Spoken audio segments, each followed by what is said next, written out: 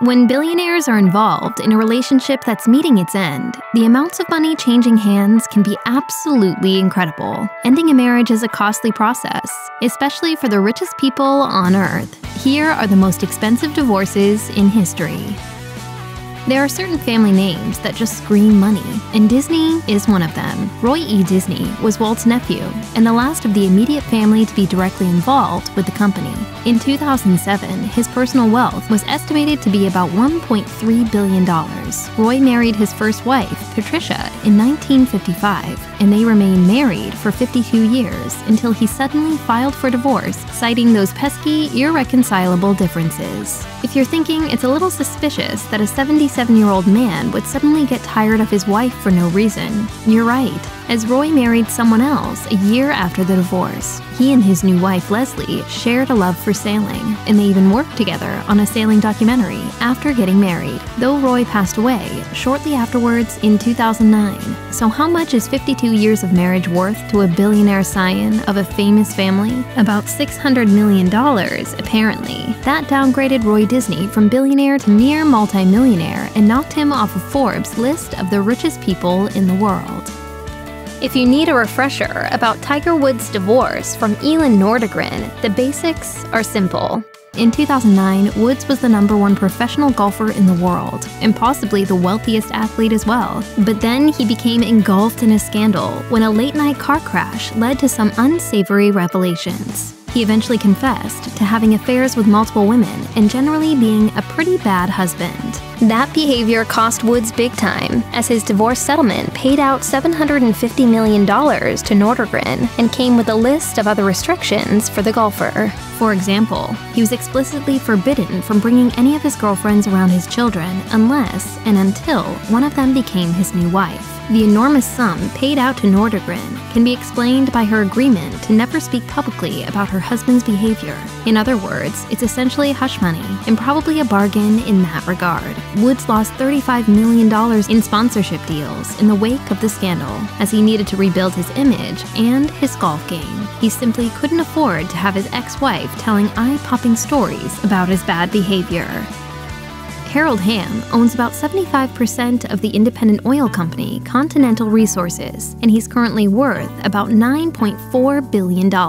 But back in 2015, that fortune was a bit bigger, to the tune of $13.7 billion to be exact. His divorce from ex-wife Sue-Ann Arnall, after 26 years of marriage, had a little something to do with that reduction, though it could have been much worse except for a dirty trick. After the divorce proceedings had dragged on for years, Hamm offered Arnall a check for the extremely specific amount of $974,790,317.77. She initially rejected the offer, believing that she was owed a lot more than just under $1 billion.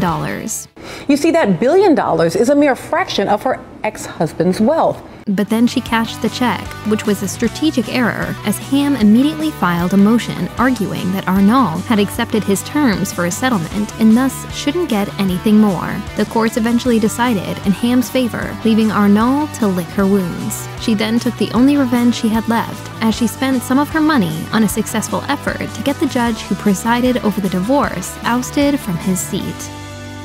You've probably heard the term starter marriage. Steve and Elaine Wynn had what you might call a starter divorce. They met in college and then got married in 1963. In 1986, they divorced, and then in 1991, they got married again. The second go-around lasted until 2010, and the divorce that time was a doozy. The settlement gave Elaine 11 million shares in Wynn Resorts, which she'd co-founded with Steve.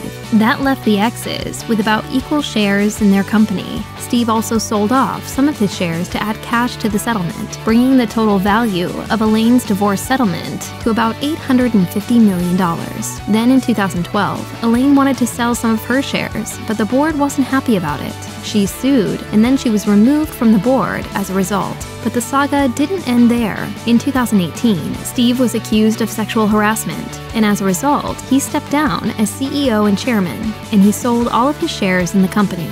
Elaine, today worth about $2 billion, is now the largest shareholder in the company.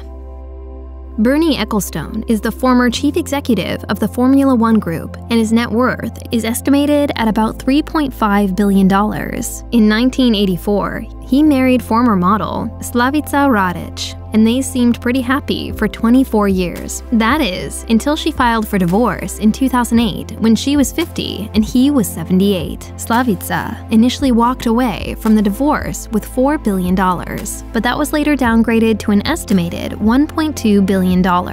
Still, not too shabby, but things were a lot more complicated than that. Bernie had set up a trust for his wife and daughters years ago, and he moved most of his assets to a business based on the island of Jersey in order to evade Great Britain's taxes. As a result, he isn't officially in charge of any of his money. Instead, Slavica is. When a criminal investigation into bribery charges looked into Ecclestone's divorce settlement, investigators discovered something odd. Slavica has been paying him about $100 million a year. No one's entirely certain what's going on here, although it is apparently clear that the Ecclestone divorce was more amicable than it seemed.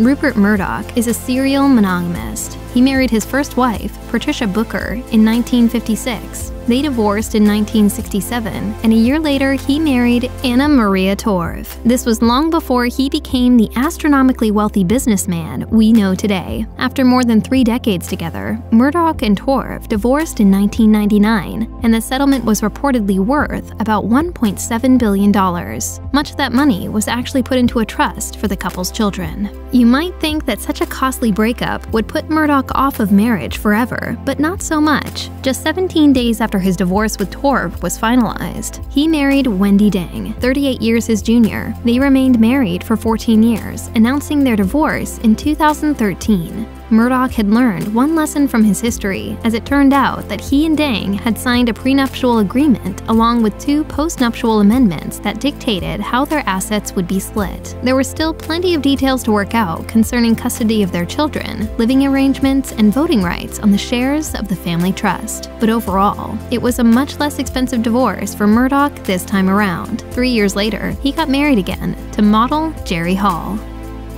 If the name Jocelyn Wildenstein rings a bell, that might be because of her love affair with plastic surgery, which earned her the mean-spirited nickname Catwoman. She's the living definition of the word socialite. Born in Switzerland in 1945, she was jetting around the world, dating wealthy men by the age of 17. In 1978, she married art dealer Alec Wildenstein, and they were married for more than 20 years before their insanely expensive divorce reportedly paid out a whopping $3.8 billion to Jocelyn, $2.5 billion directly, and payments of $100 million for 13 years. The divorce was filled with wild details. Alec reportedly threatened Jocelyn with a gun, and both parties accused the other of infidelity. She found her husband in bed with a 21-year-old. Exactly. Alec claimed that all of their homes and cars were actually owned by his father. He ordered the combinations and all the safes changed, and ordered the servants to ignore Jocelyn if she insisted on showing up. You might think that taking home nearly $4 billion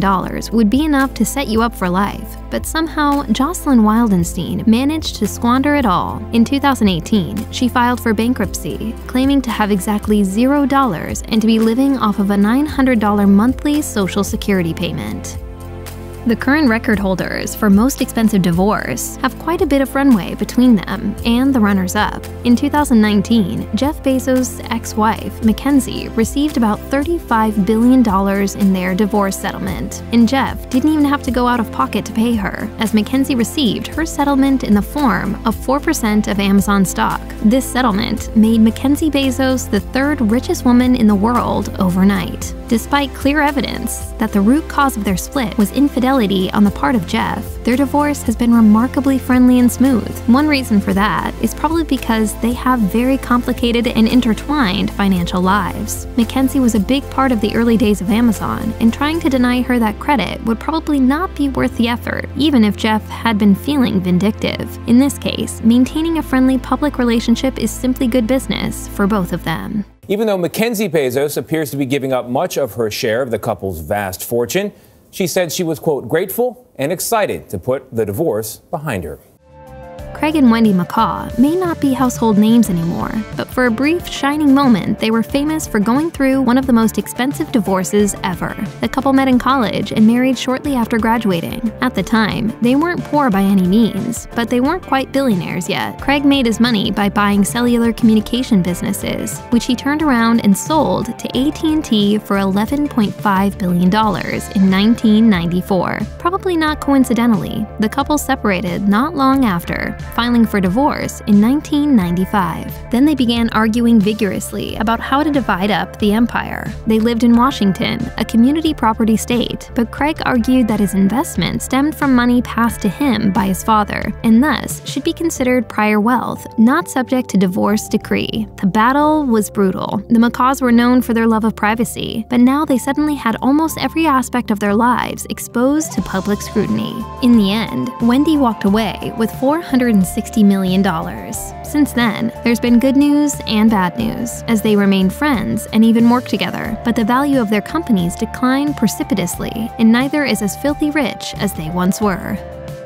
Divorce is a messy and emotional experience for most people. It almost never goes entirely well. When it comes to a high-value split, there's usually a familiar pattern that consists of legal maneuvering and dirty tricks, followed by a settlement and a cheerful joint statement. And then everyone goes their separate ways. Bill and Sue Gross followed that pattern, except for the last part. In 2016, Sue filed for divorce and walked away with $1.3 billion for her troubles after a divorce that got as petty as you can imagine. The couple even battled over their pet cats, with poor Bill losing his bid to keep one that he was especially fond of. When the dust settled, Bill was no longer on the Forbes 400 list, and Sue was a newly minted billionaire. But then, they just kept on battling. The marriage officially ended in 2017, but the couple squabbled over who got to remain in their California mansion. There were reports of the sort of mean-spirited antics that you imagine only happens in movies. This included such bizarre details as the use of fart spray and the placement of a dead fish inside a ventilation system. Bill then purchased a house in the same Tony enclave